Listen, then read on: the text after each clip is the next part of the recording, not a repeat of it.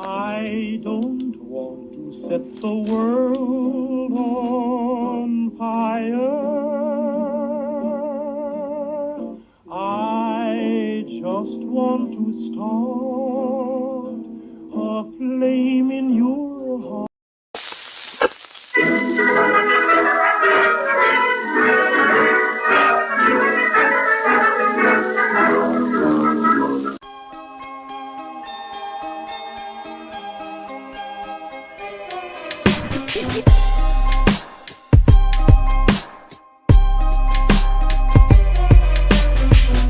What is up, everybody? Welcome to a special edition of the Boom. My name is Ben Mike, and I'm joined here tonight by Phil. Phil, how you doing tonight? Happy Wednesday. Yeah, happy Wednesday, bro. We're doing good over here in CT. It was hot today, not as bad as it's gonna be over the course of the next couple of days, but did some stuff that I needed to do today, and I just got home, wanted to talk pro wrestling. So whatever we got on the dock tonight, let's get it done, and let's just talk some pro wrestling. It's a good day. We got Natalia in the chat. Natalia, welcome. Thank you for coming in. We are doing very, very good. We are exclusively live on the Off the Top Media YouTube channel tonight. We're not going to get into why we're exclusive, but we're exclusively on the Off the Top Media YouTube channel tonight. So thank you, everybody who's coming in.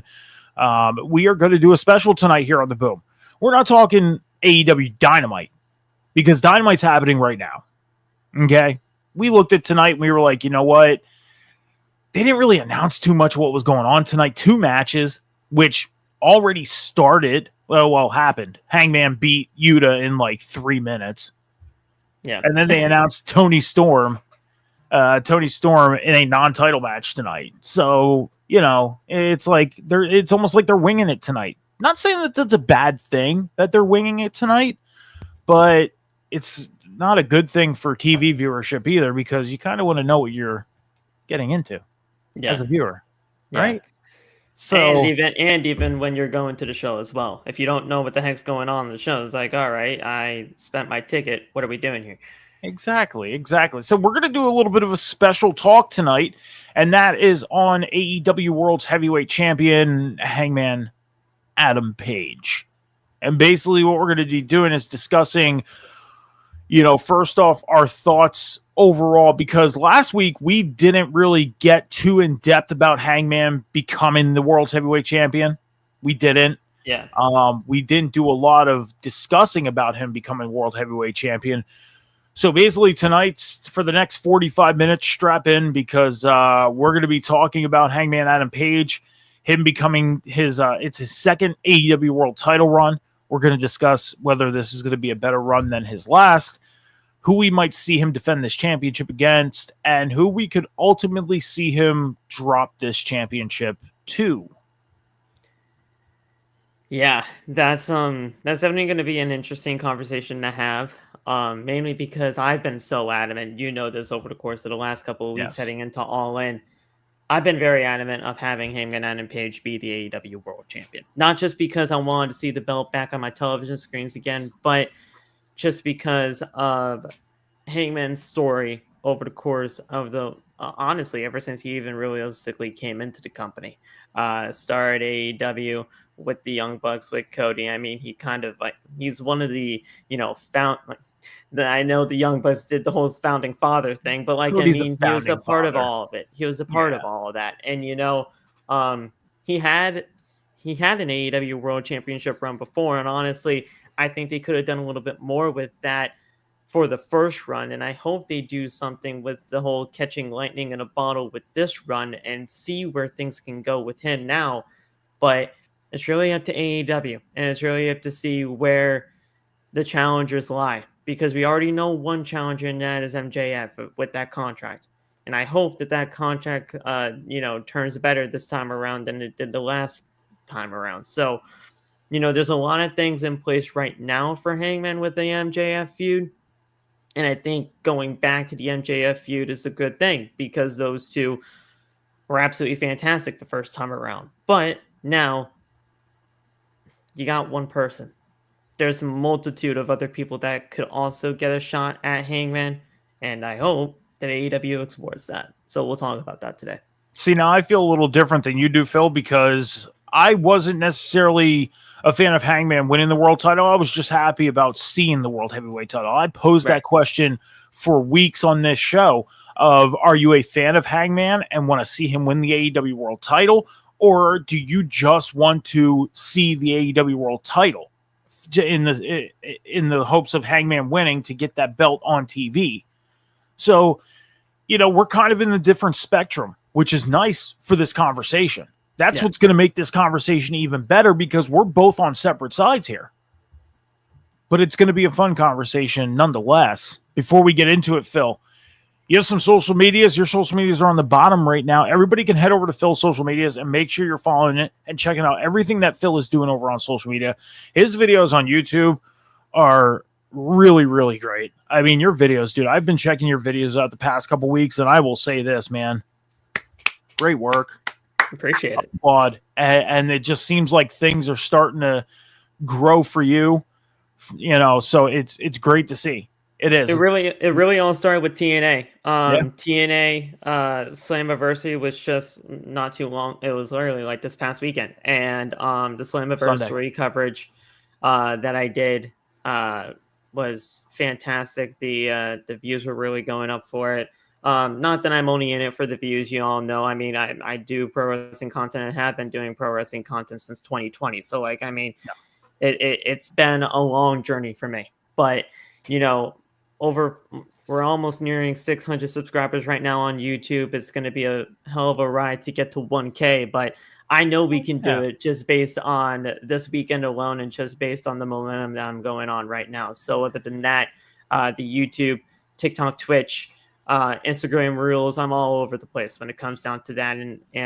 So if you want to just follow the content, follow me. That way you guys know exactly where I am and exactly what I'll be covering over the course. I cover as much as I possibly can with all the three companies that are going on right now. AEW, WWE. I am going to get more interested in the TNA stuff, because TNA Slammiversary I thought was a fantastic show. Banger of an event. And banger of an event. And the only thing that I don't have when it comes down to Impact is TNA, I should say, is Access TV. And hopefully, that whole thing with the TV deal, I mean, they're really close to getting that TV deal. And if that TV deal happens to where they're on a more accessible channel, I mean, you don't know. I mean, who knows? Maybe I can do some sort of thing for TNA every single week, but you guys are just going to have to tune in and find out. Thank you a lot for the compliment on the videos, man. I mean, I do this. I do it all on my own. The editing, the content, everything. It's all on my own. No editors involved. I tried to spike a conversation on one of your videos. I've yet to go back and check if anybody responded to it, but I'll have to go back and check. I will. Yeah, I'll have to. My socials are on the bottom. Metal Mike 714. Everywhere you can, everywhere you go for social media, that's where you can find me. Check out any content I do. I don't really do much content creating. I just do random things. Yeah. All my content creating is here on the shows and over on the Table Spot RCR over on YouTube at the Table Spot RCR with Cam as we do our recorded content. But a lot of my content creating, it's random stuff, man. A lot of my content creating is on the shows here.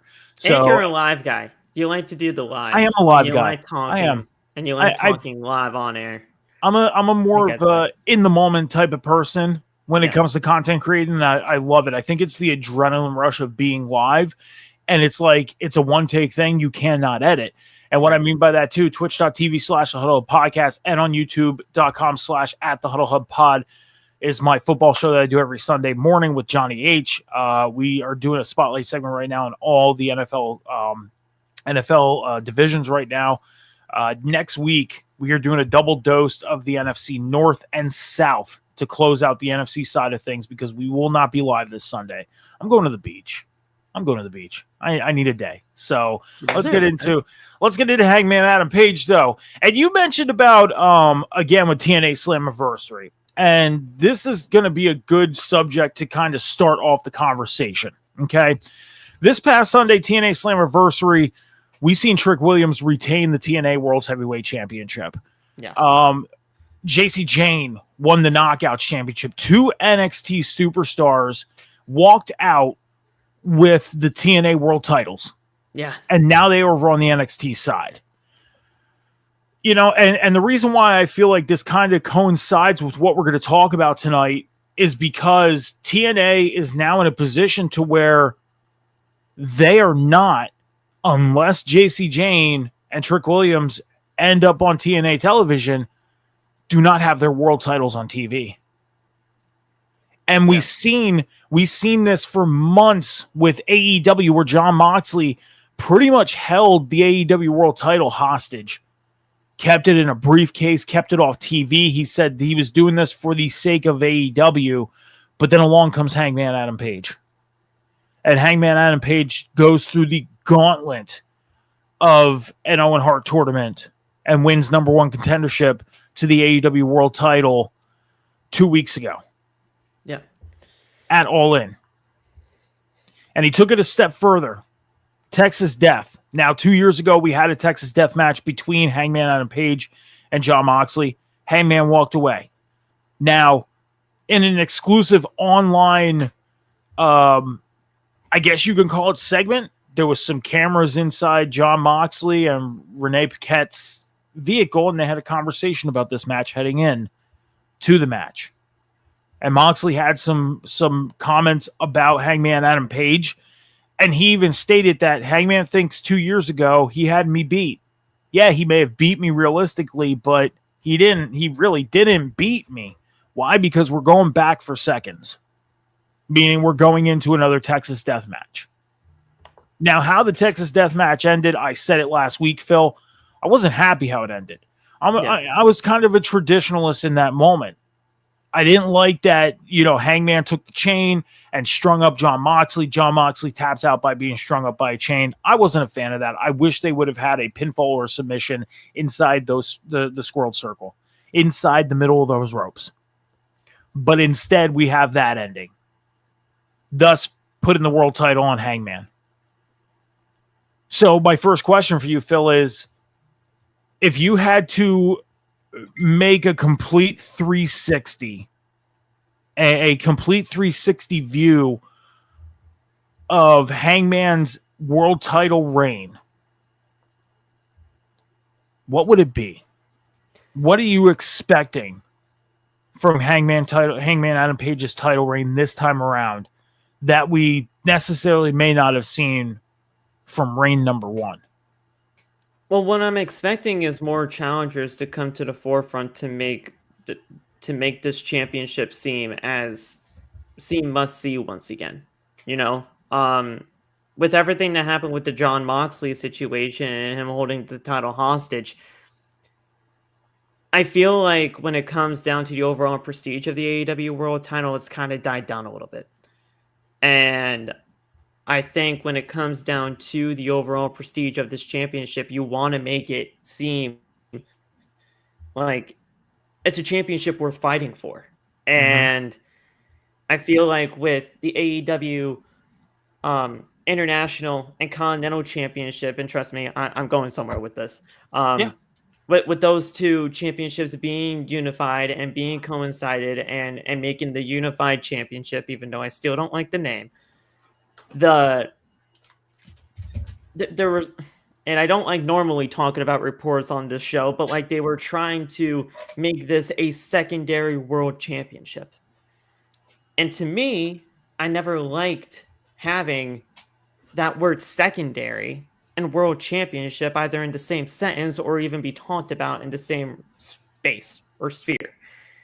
Because if you're creating a secondary world championship, that first world championship, the inaugural world championship, the championship that you predicated this entire company around, you're kind of making that seem a little less important in my eyes. So what I want are these challengers for the world championship and for Hangman Adam Page to step up to the forefront to say, hey, look, this is the world championship. We finally got this championship back from the Death Riders, back from the death grip of Jon Moxley. Let's make this championship seem important again.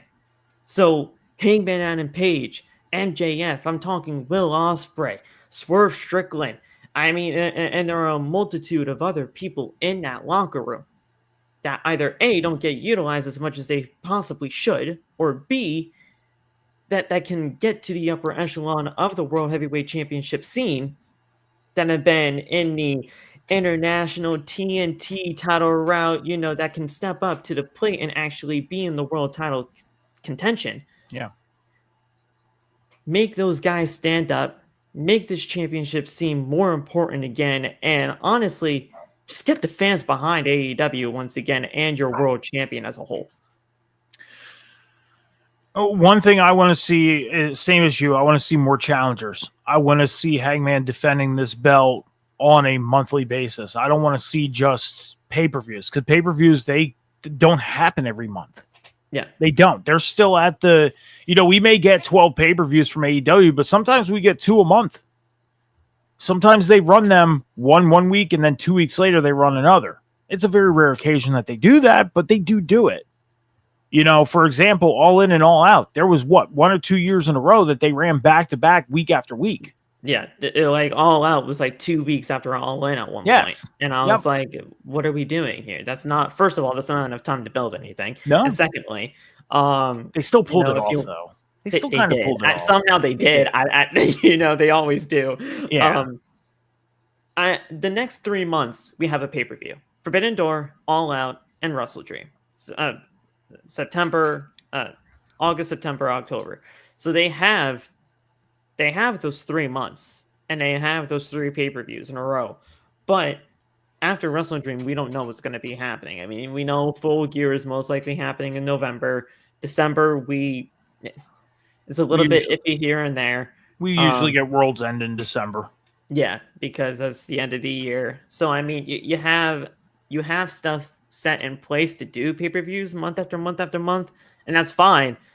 But make the stories, go through the motions in order to make month-to-month pay-per-views. And at the end of the day, if you gotta extend the feud past 1 pay-per-view, do it. That's fine. Because honestly, I wish AEW did that more. I wish AEW did 1 feud, like let's say for the World Championship or like the TNT title, for multiple pay-per-views, because I mean, we really don't get that from what I know. I mean, from what I remember in the course of, well, to AEW version. To continue what I was saying is I don't want to just see this be, because again, sometimes we do miss a month to where there's a pay-per-view. I want to see a defense a month. Every 30 days at least, I want to see a defense. I want to see a world title match. I don't care if it's on Dynamite. I don't care if it's on Collision. I don't care if it's on the pay-per-view. I want to see a title defense. Hangman Adam Page in his first AEW run, he was so tied up in what was going on with the whole CM Punk ordeal and everything, to the point where his first run was kind of, I don't want to say irrelevant, but it didn't have the impact that it should have had. Exactly. Back in 2019, when AEW came to the forefront, he was the first of 2 people to go after the world title, him and Chris Jericho, because he won a battle royal and Chris Jericho beat Kenny Omega. So that brought them to the main event of All Out or All In. All Out. Yeah. All Out 2019. Yep. So, and everybody wanted Hangman to win that match. I was probably one of the only people that went on the internet and said, no, Hangman should not have won that match. And a lot of people asked me why. I said, because you got to look at it. Okay. If you look at AEW right now, a lot of the guys that are coming from AEW are coming from either, the indie scene or a smaller corporation like GCW, MLW, Evolve, stuff like that. New Japan stuff was happening. Some New Japan people, yes. So some wrestlers from Mexico. And, like New Japan in 2019 was not, not as big. They sold out the Garden once with Ring of Honor. Right. They sold out the Garden. Okay, that's a great feat. That is to sell out the Garden in New York, non-WWE show in WWE territory. Yeah, that's a good feat. But then the question lied of now what? And they never followed up with that. And some would say, okay, well, AEW was born shortly after. Yeah, but that's not a follow-up of what happened at the Garden. That's a totally separate thing. Yeah. So, going back on the Hangman Chris Jericho thing, people were saying, how can you say Hangman shouldn't have won? He's an AEW original, all that stuff. Chris Jericho's an ex-WWE guy. And I said exactly my point.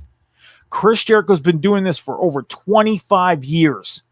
Why would you not put the world title on a full-on established, and I'm going to say this very carefully because Hangman was established, but he wasn't fully established on American television. Right, yeah. Chris Jericho was. So you want that known face, that known person to lead the way at least the first 6 months of television, which Chris Jericho did. Yeah. 182 days as champion since All Out. Okay. Until Moxley beat him at Revolution 2020. Before the pandemic, yes. So yeah, here's the thing. I agree with you 100%. I was all in on having Chris Jericho win the AEW World Championship. Not just because this was like my first time realistically ever really seeing somebody like Hangman Adam Page. Because it's true. Like, during the early portions of, that championship match coming about, I'm like, I like this Hangman Adam Page. I like what he is about. But when it comes down to the equity and what Chris Jericho can bring to the AEW World Championship right off the gate for this company, starting off, you got to go with Jericho. Because the equity that he brings, he's a 20-plus year vet. And former world champion. Him being the AEW World Champion right out the gate, all right, this championship actually is important because somebody like Chris Jericho is holding this thing. So, and it was a great job by AEW to do it. If you look on how they set up TV the first 3 weeks in Philadelphia, in Washington, and I forget where the third city was that they did TV in, because it was Washington, D.C., it was Philadelphia, and they did like 3 TVs here on the East Coast. Yeah. Okay? Yeah. Chris Jericho defended that world title in Philadelphia. Week, I think 2 or 3 of television against Darby Allin. And that was a big-time match. Big-time match. Would it have been a bigger marquee match with Hangman Adam Page as the world champion? No. Because you have 2 unknowns at that time going for a world title on national television. Yeah. Would not have been good. Fast forward to 2 years ago, 3 years ago, when Hangman won the world title. 2 years ago, when Hangman won his first world title. Okay. Now, when you look at his first reign, he was tied up in the CM Punk stuff for 3/4 of the time. Yeah. Because that was the focus, was to get CM Punk the world title around his waist. And CM Punk came in and said, I don't want a world title. I don't want to even be around the world title, nothing like that. And a year in, he went after the world title. Yeah. Successfully won it too.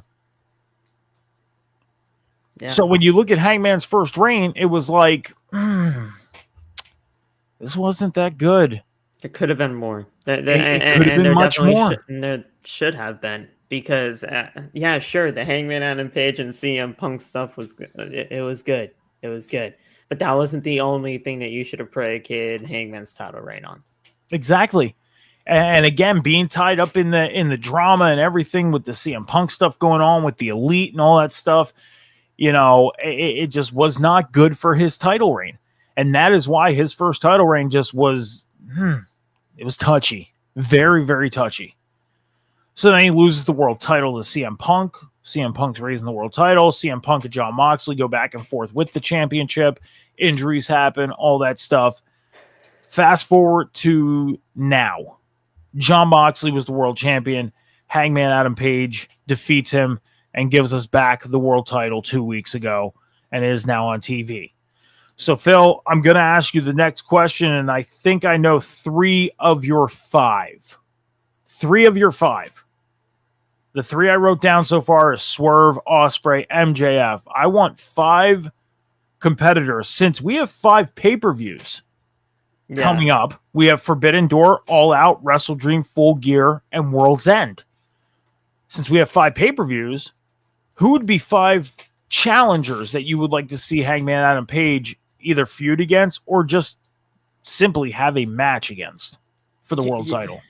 You know, it's a very interesting point of view, mainly because, first of all, those 3 are 100% on the list. But I mean, I'd like to see somebody like Samoa Joe get back into the AEW World Title picture.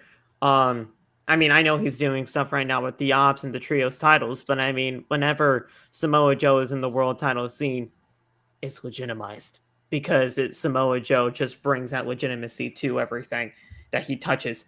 And then that 5th one's tough because, you know, you want to see people get to the upper echelon and, like, you know, step up from a previous, you know, division to a world title scene. But, you know, if you take a look at the landscape of AEW right now, he is not ready. He is not ready. But your fifth one you're saying is not ready? Who is it? He's not ready. It's somebody that's very polarizing to you. You can probably already tell who it is. It's Kyle Fletcher. I said he's not ready, and he's not going to be ready for a long time. Just so that you know, I'm not trying to push this guy just to force him, you know, into a situation where he's not ready, because I know he's not ready. Phil's just trying to get me to pop. That's all it is. No, I'm not. Like I'm just trying to say, like, look, I see the potential talent that this kid has. I do. Yes, I'll agree with that. I see the potential talent that this kid has, and you know, while there's like many other guys like Takeshita or you know, Josh Alexander. First of all, there are so many guys in the Don Callis family that can be world championship title contenders. It's just a matter of getting them to that page and to that next step. But like, the talent that Kyle Fletcher has, and I've been behind a guy like Kyle Fletcher from the very beginning, even since the tag team stuff with like United Empire and Will Ospreay and Mark Davis. Like, I've been in the trenches with that. So like, I see the talent that the guy has. He can get to that upper echelon if AEW truly wants him to get there, but it's going to be a long road because, first of all, there are, and I'm not just trying to single you out, but there are other people like you that like just don't see it right now, that just don't see Kyle Fletcher for either the talent that he is or just what he can ultimately be for the future of AEW. And I do see that. So it's not like I'm just trying to force him down the people's throats that just don't see anything in him, but he can get there if they ever wanted him to. And I think he really could be something for the future of the company. But I mean, Konosuke Takeshita, I mean, yeah, sure, he's been in the mid-card title scene for a long time, but a realistic option would be somebody like him, because he is definitely ready to get up to the upper echelon, and that would be a nice way to go about it. So you're gonna throw to I'll put Takeshita in there as my number 5 instead of Kyle. Okay. But I did want to talk Kyle because he does have a lot of talent. And he's got a lot of potential. Konosuke Takeshita did mention in an interview not too long ago, actually before All Out, that he wants to face Hangman again, and he wants to go after the AEW World Title. He has mentioned, and I know you know who I'm talking about, who interviewed him. But he did get interviewed and he answered that he wants to go after the world title. He wants to face Hangman again. This would be a perfect time right now for him to go against Hangman because of Hangman being the world champion. But you put it in the perspective of he wants to be world champion. Well, then, do you put him in that position now, or do you wait a couple months and give Hangman the proper run that he deserves after all the work that he's done? Right. Yeah. You know what I mean? So maybe I don't want to put it too early for Takeshita. Exactly. My 5, number 1 is MJF. Now, he has that contract, and Hangman said to him tonight, you can either earn your way to get in a match for this world title, or you could simply use that contract. That's that. That's the only way you are going to get a world title match, is if you earn it or use that contract. Because the contract is basically like the Money in the Bank. You use it whenever, wherever, however. Right? Yeah. So MJF is definitely at the top of the list. You are going to hate my number 2. You are going to hate my number 4. I'm going to say that right now. Okay. So I'm going to say my number 3 and my number 5 because I feel like you're going to like these two, but then I will say my number 2 and 4 last. My number 3 is Swerve Strickland. Okay. Yep. That's that's obvious. That's obvious. Yeah. That's a give me. Him and Hangman have so much history in the ring. Yeah. I mean, what, and storyline wise, it's just perfect timing. You got to make it for a world title shot or a world title match at some point. Exactly. Maybe World's End. Maybe that's where we get Swerve Strickland wearing the world title again. Who knows? Why not? My number 5, and this is probably way out of left field, but Lance Archer. Okay. Those two can have an interesting match together, especially with Styles. Would have a great match. 2 big Texas boys. Man, what a match Lance Archer and Hangman Adam Page would be for the AEW World Heavyweight Championship. Yeah. And Lance Archer can finally get put into the spotlight that he much well deserves to be in. Yeah. I've been a big Lance Archer guy. I've been wanting a lot more. Huge Lance Archer guy. Yeah. My number 2, though. Okay. You ready to hate me? All right, here we go. John Moxley. Look, it's got to happen at some point, right? I mean, the rematch has got to happen. I'm not as upset, mainly because I just know it could possibly be inevitable whenever it does happen. The reason why is because it just seems like right now that the path they're going down is the Texas Death Match was not the blow off when it should be the blow off. It should be, yeah. Yeah. And the next step is what's the next step after a Texas Death Match? An exploding barbed wire match. That's what the next step is. You can't go any further than that. Yeah, no, you really can't. So they've tried that match before, though, and the ending was obviously the only thing that came out of that match and people were talking about, because obviously the ending of the explosion never. It never happened. Let's just say it outright. They set it up like that. Kenny even admitted that. Well, if they did that just they did a terrible job. Nah, Kenny. That's just ridiculous. Kenny even admitted that he set it up like that just because to get at Mox, and that was that. He set it up. He did that just to say, "Oh, hey, I got you." It's not going to be like that. It was a gotcha moment, and then people were calling, on demand afterwards to get their money back because.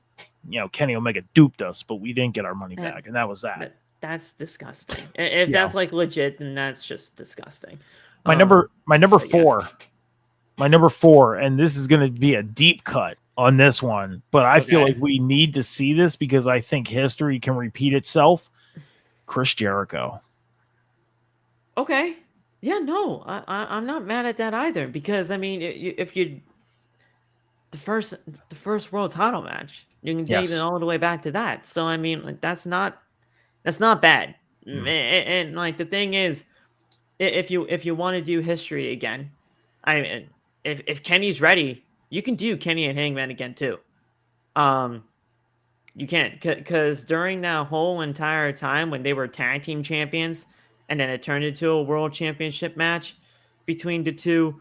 I mean, they told amazing stories together, Kenny and Hangman. And if you want to, do history just like how AEW has done in the past, that could be another guy. So you have people, you really do. And I just feel like that.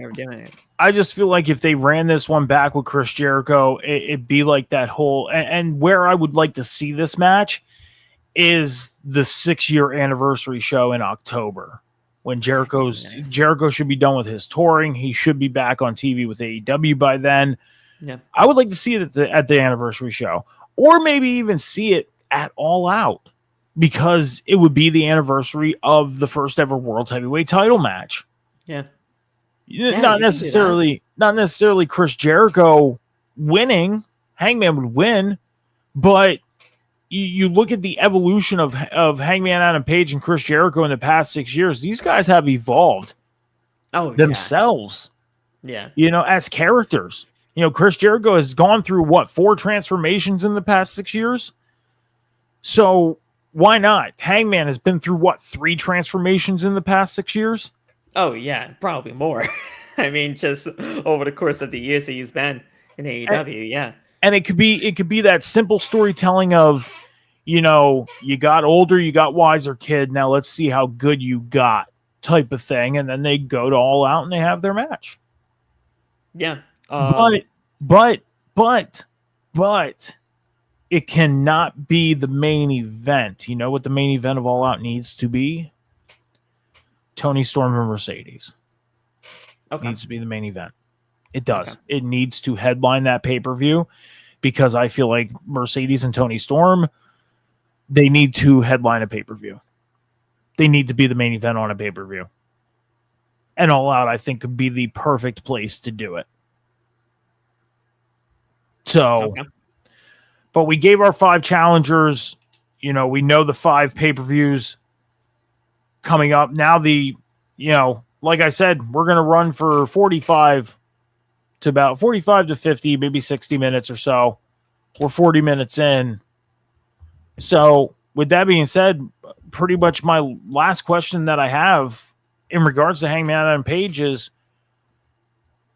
Phil, if you had to pick one person out of your 5 lists, Swerve, Ospreay, MJF, Samoa Joe, and Takeshita, for Hangman Adam Page to drop the world title to, who would it be, and ultimately when? That's so good. The when part is a good question, because the person that I would want realistically is Swerve to take it off Hangman. But when is an interesting question. Number 1 on your list, number 1 in your heart. There we go. Yeah. A close second would probably be my number 2, which would have been Will Ospreay. So I mean, it's those 3. Those 3 on the way to All In, to me, it just screams that like those 3 are going to be interconnected with the AEW World Championship for as long as Hangman's the reigning champion. But it's got to be Swerve in my eyes, mainly because of just how much history and the story that those 2 have told over the course of their existence in AEW. But when, I don't see Hangman Adam Page dropping this thing until 2026. I see him holding the championship for the remainder of 2025. I do. Okay. But you can do February for Revolution, April for Dynasty. Those May would be Double or Nothing. May would be Double or Nothing. Mm-hmm. I'd say April. Dynasty. For Dynasty.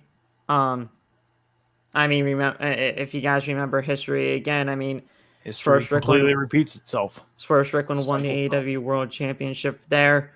I go Dynasty. For sure.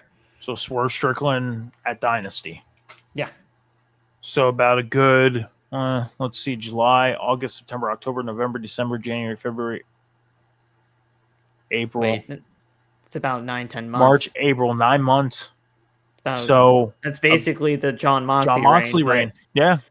But the thing is with this Hangman Adam Page run, you would see more people step up to the forefront, get this championship back up to the prestige like it once used to be. So to me, this run would be a hell of a lot more palatable this time around, because Hangman Adam Page is not only visible with the World Championship, but the stories that they could tell would be realistically a lot better. So that's where I'd go.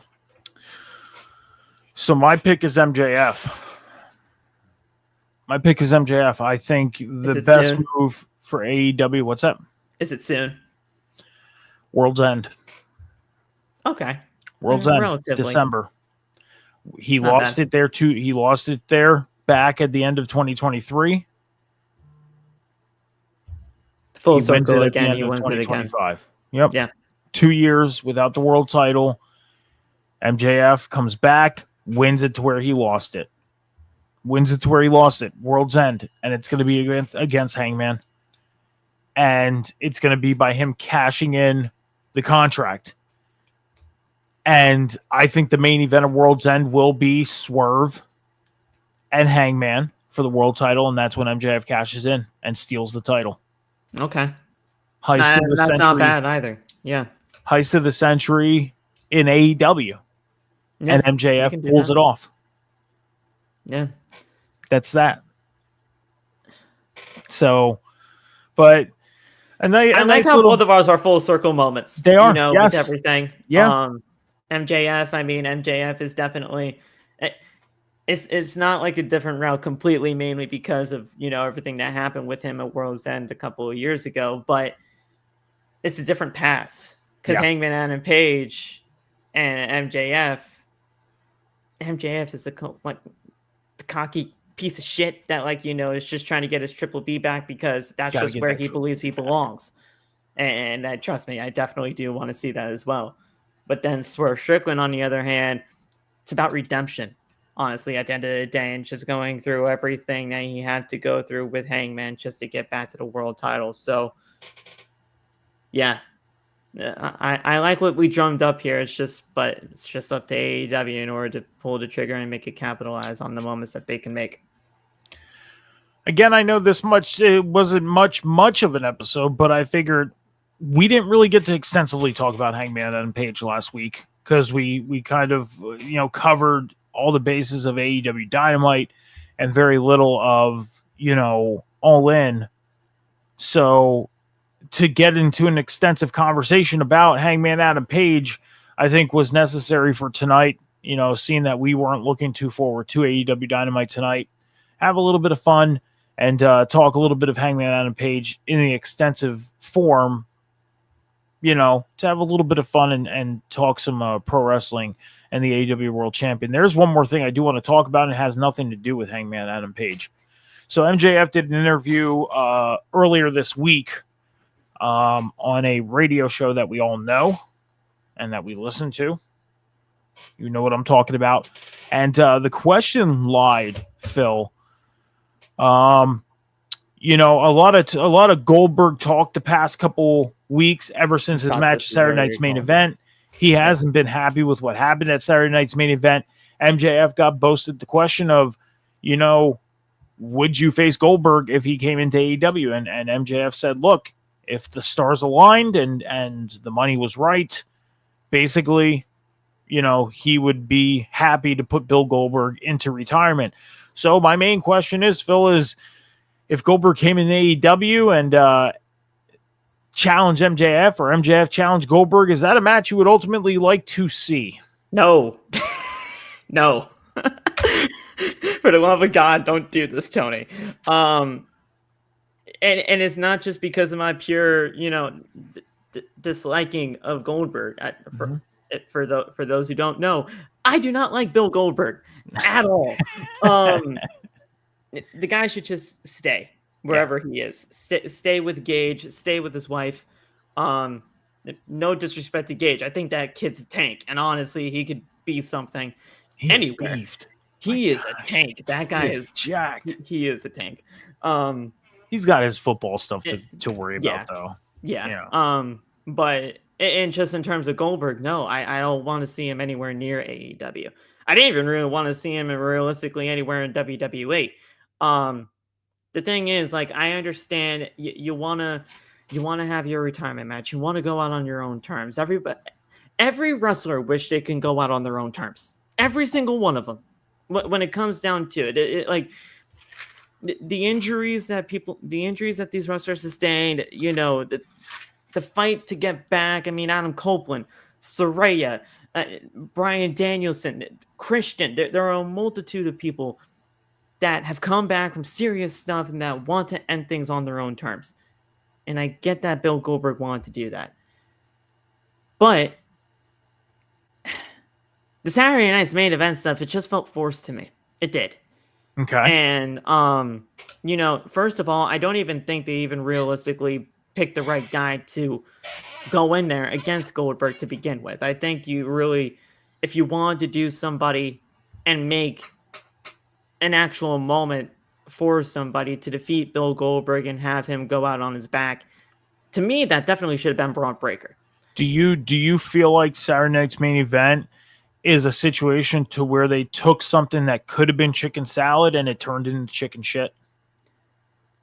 Yes, mainly because at the end of the day, you know, with just the overall perception of this match, not just by me, but by many others, people didn't want to see Gunther in this kind of spot. Yeah. Because it was a rough spot.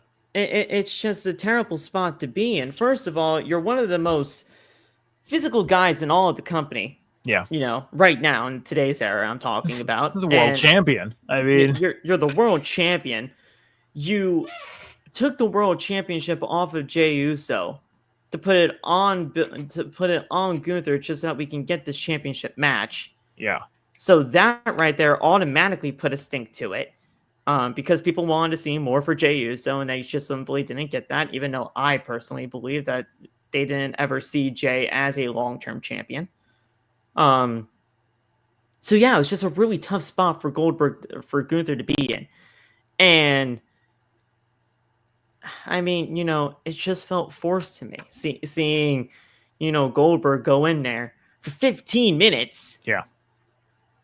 When I think that was like the longest match he had since like what 2004. Yeah, it was one of his longest matches. It's like it just wasn't all that palatable. Plus, I was even realistically not even focused on that show because I was watching All In. I was doing a watch along, so like during that whole time, I was focused on All In on what AEW was doing. So like that right there automatically just put a stink to it as well. Back to him in AEW, though, I just don't want to see it, mainly because you already had your stuff.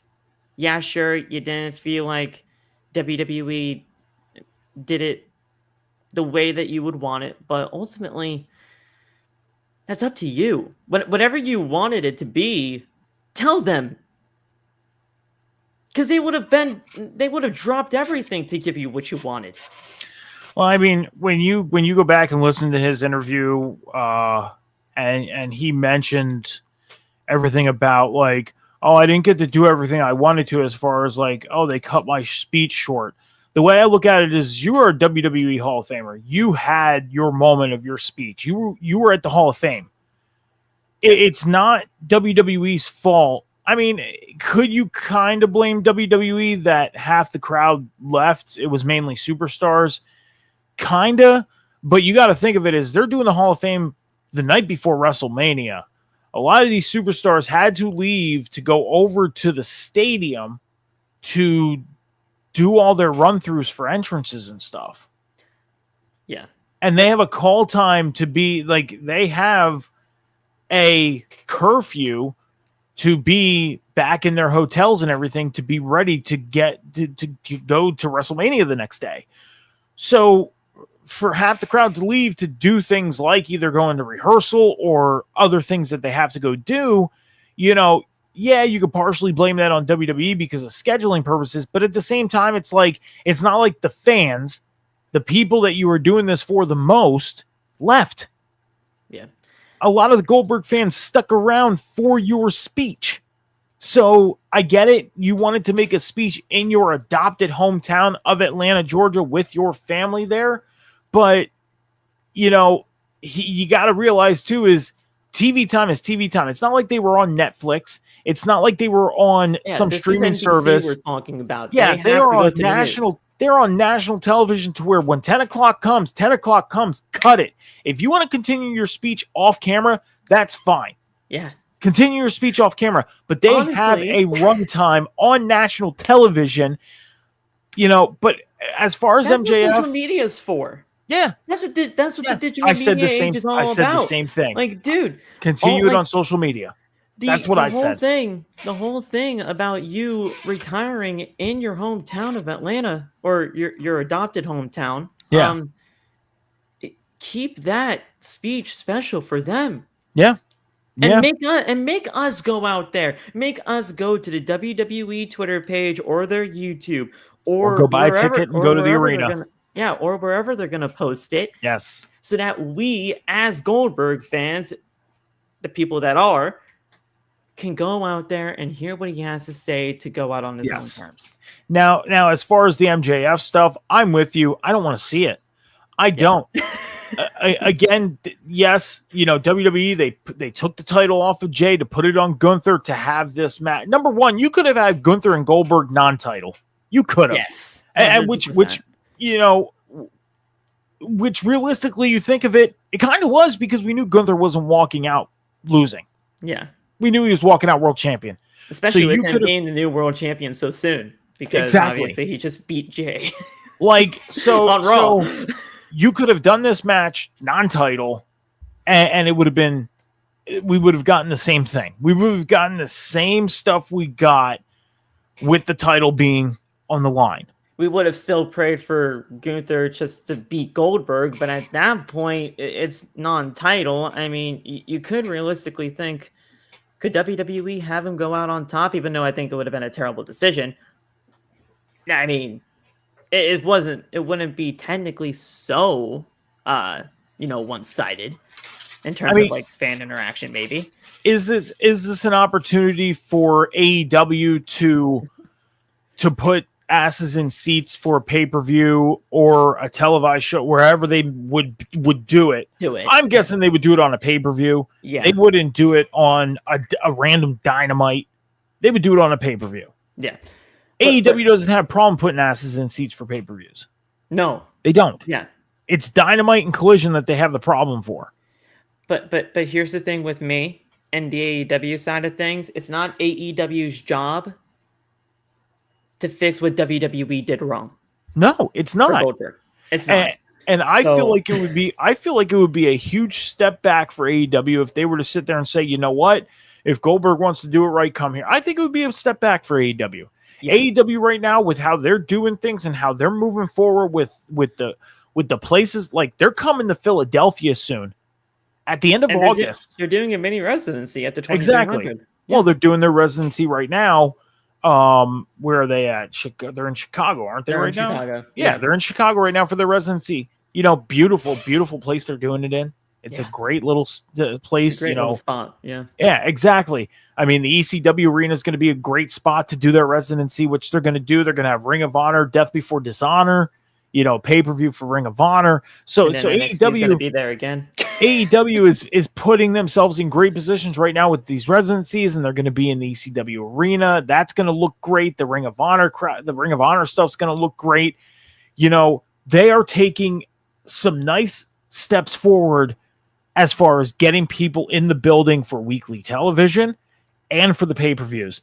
Don't put yourself in a position where you're going to take a step back just because somebody was not happy with the outcome of what another company gave you. You've been finally focused on yourself again. Exactly. For however long.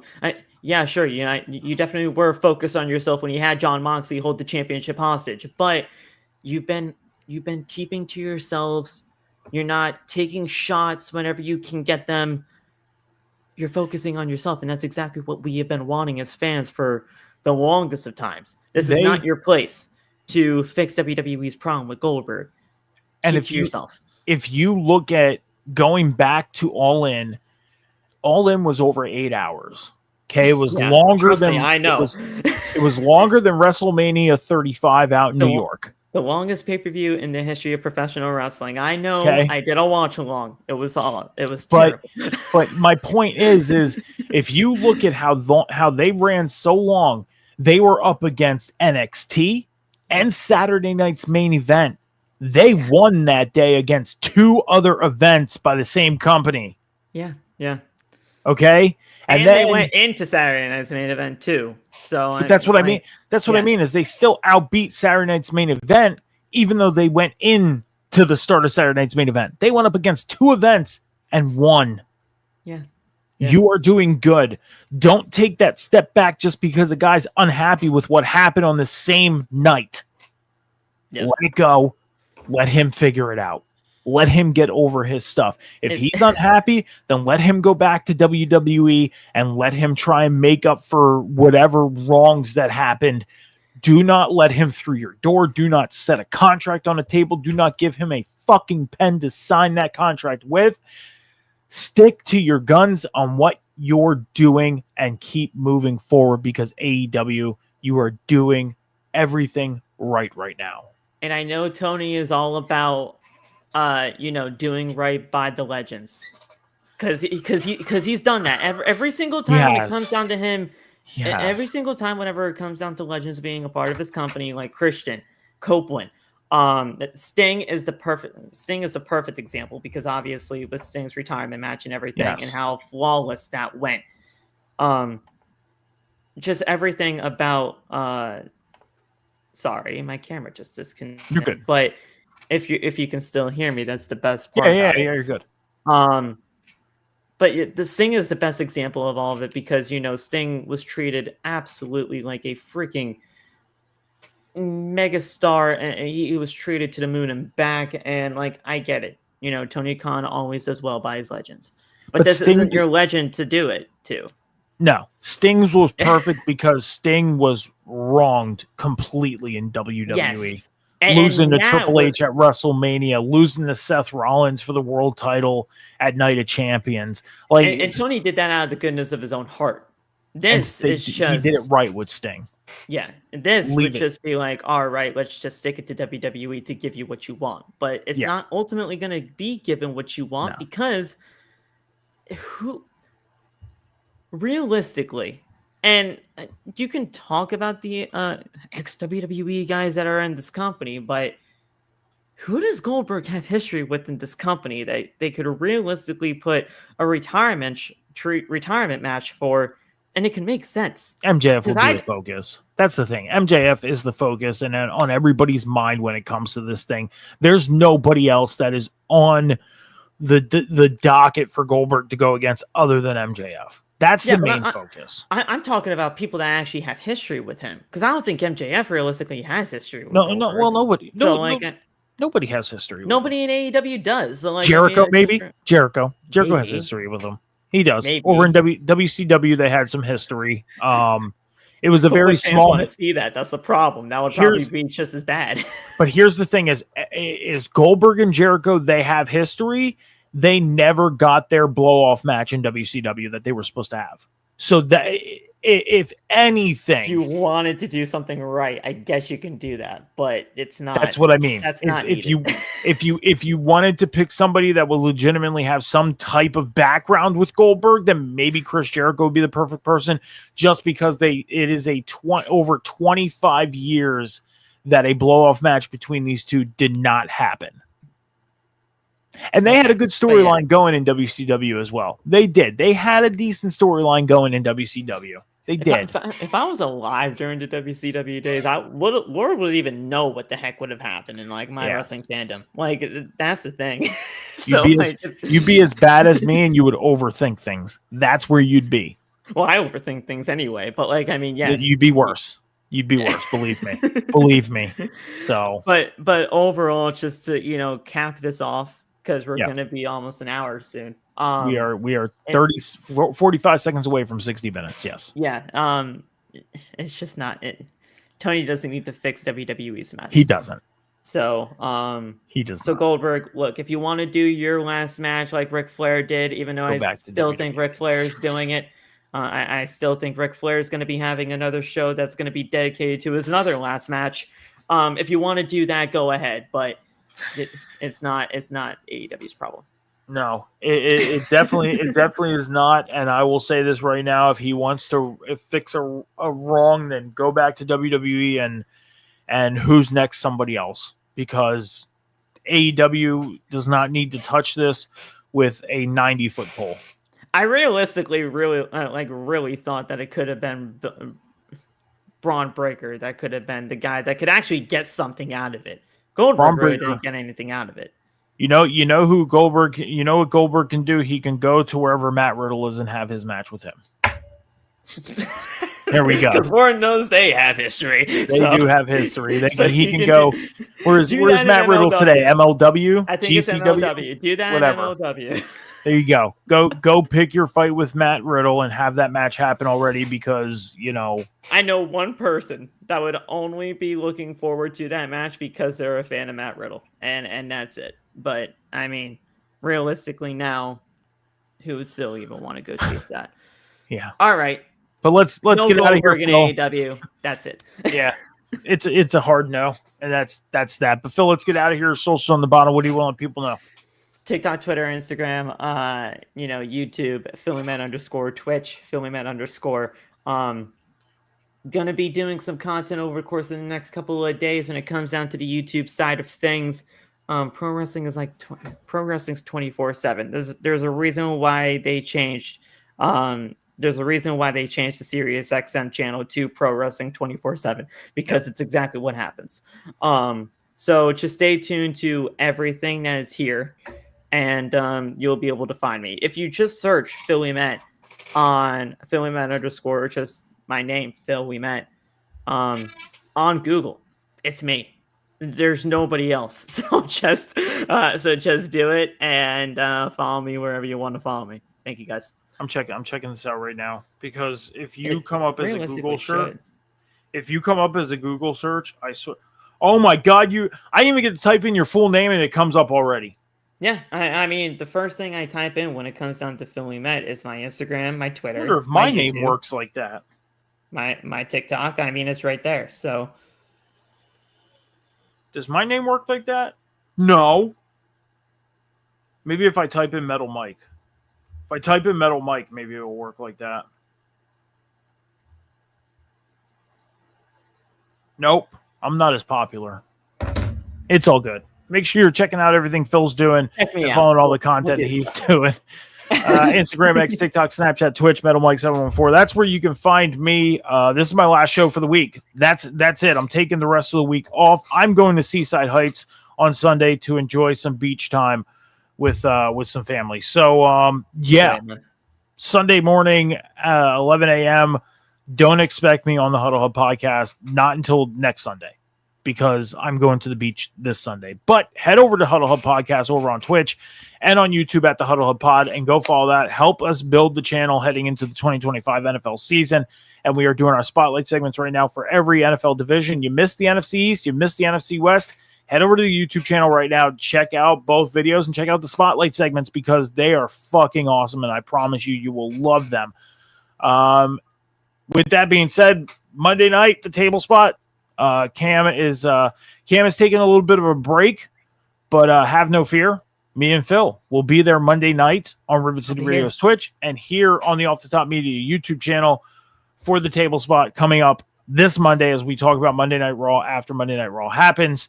So around 10:30, 10:45, we'll be live. With that being said, be good to each other, be kind to each other, take care of each other, be patient with each other. Remember, the world is not moving as fast as you think. Until Monday night. Deuces, everybody.